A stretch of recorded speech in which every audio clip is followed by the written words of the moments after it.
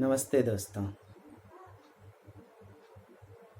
मैं आपका बड़ा भाई अरविंद मिश्रा स्वागत करता हूं साधना आईएएस ऑनलाइन कक्षा कार्यक्रम में। दोस्तों, जैसा कि मैंने आपसे वादा किया है कि हिंदी साहित्य से संबंधित सभी पहलुओं को सूक्ष्म और व्यापक रूप में आपके समक्ष अत्यंत सहज रूप में प्रस्तुत करने की कोशिश करूंगा।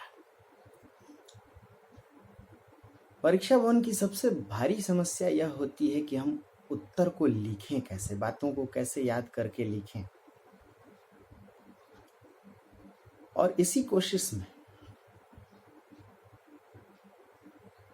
आज हम द्विवेदी युगीन इतिवृत्तात्मकता पर चर्चा करेंगे।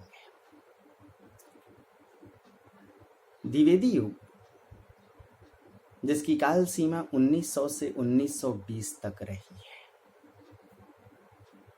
क्यों इस काल में इतिवृत्तात्मकता आई? इतिवृत्त कहते हैं कथा को, अर्थात इस काल की कविता में कथात्मकता क्यों आई? कथा कहने की कला को ही आख्यान मूलकता कहते हैं। द्विवेदी युग के रचनाकारों का एकमात्र उद्देश्य था नव जागरण का प्रसार, अर्थात पराधीनता के विरोध में राष्ट्रीय जागरण की चेतना का प्रसार करना। यह तय है कि अभी अभी गद्य और खड़ी बोली का जन्म हुआ था। गद्य विधा नहीं थी और खड़ी बोली भी साहित्य में बिल्कुल नई थी। ऐसे में द्विवेदी युग के रचनाकारों ने अंग्रेजी औपनिवेशिक शोषण और पराधीनता के विरोध राष्ट्रीय जनता को जगाने के लिए कथात्मक शैली का प्रयोग किया। इतिहास और पुराणों में बिखरी हुई कथाओं का सहारा लेकर जनता को जगाने की कोशिश की गई। और यही वजह है कि द्विवेदी युग में गौतम बुद्ध से संबंधित यशोधरा, राम की कथा से संबंधित साकेत, कृष्ण की कथा से संबंधित प्रिय प्रवास जैसी रचनाएं लिखी गई, ताकि राष्ट्रीय जनता को पौराणिक ऐतिहासिक कथाओं के माध्यम से झकझोरा जा सके, उन्हें जगाया जा सके, उन्हें समझाया जा सके।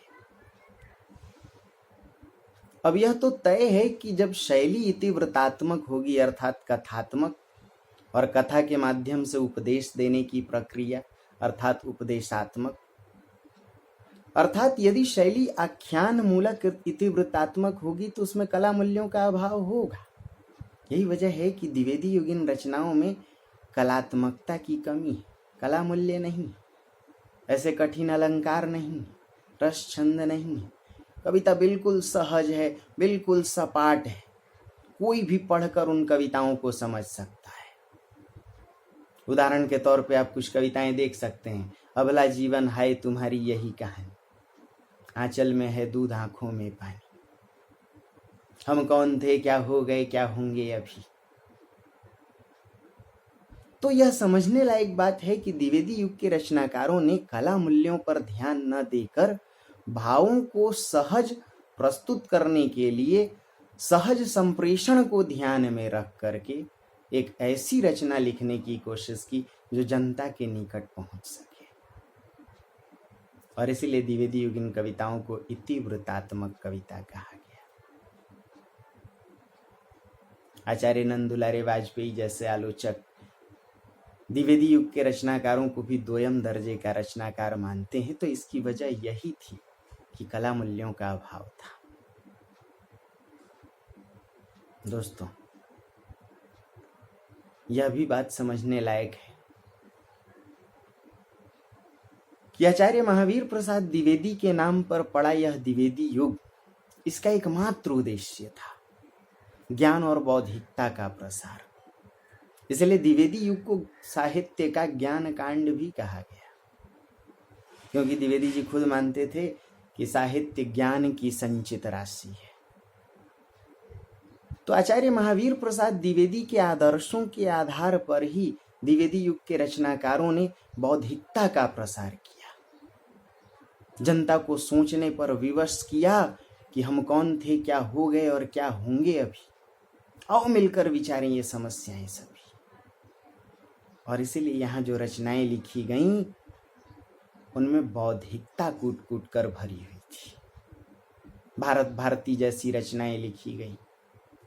गुप्त जी की यह रचना हिंदी की बिंदी कहलाई। आधुनिक हिंदी साहित्य में इसकी उपमा गीता से दी गई। जिस प्रकार गीता कर्म का संदेश देने वाली रचना है, ठीक उसी प्रकार भारत भारती भी। तो यह कहा जा सकता है कि इतिवृत्तात्मकता का एकमात्र उद्देश्य था राष्ट्रीय जागरण, ताकि पराधीनता का विरोध किया जा सके। और राष्ट्रीय जागरण के लिए जरूरी था कि उस समय की सहज जनता को उसी की भाषा और उसी की शैली में अपनी बात समझाई जा सके। मैं उम्मीद करता हूं कि बहुत कम में, अत्यंत संक्षेप में आप इतिवृत्तात्मकता को समझ सके होंगे। दोस्तों, ऐसे ही हम कोशिश करेंगे कि हर रोज आपको छोटे बड़े मुद्दों से जोड़ते रहें। आप चाहें तो ऑनलाइन की कक्षा से सीधे जुड़ करके टॉपिक को पूरे विस्तार में भी पढ़ सकते हैं। साधना IAS में जहां मेरी क्लास चलती रहती है, कई ऐप्स हैं जिनके माध्यम से क्लास उपलब्ध है, आप उनकी जानकारी ले सकते हैं। या फिर आप ऐसे भी कम समय दें तो अल्प समय में भी, अत्यंत संक्षिप्त समय में भी आप चीजों को धीरे धीरे सूक्ष्मता के साथ समझ सकते हैं।